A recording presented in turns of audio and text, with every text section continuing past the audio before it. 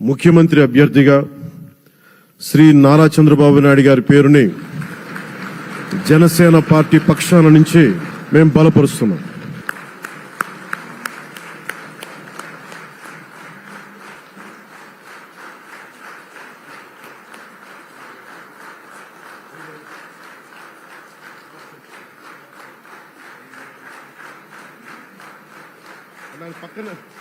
ఇది నేను ఆయన పక్కన పెట్టుకుని చెప్పాలి.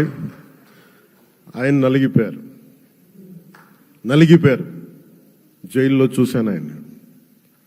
పాపం భువనేశ్వర్ గారి బాధను చూశాను. నేను అనుకున్నాను, అమ్మ మీరు కన్నీళ్ళు పెట్టుకోండి, మంచి రోజులు వస్తాయని చెప్పిన మంచి రోజులు వచ్చినాయి.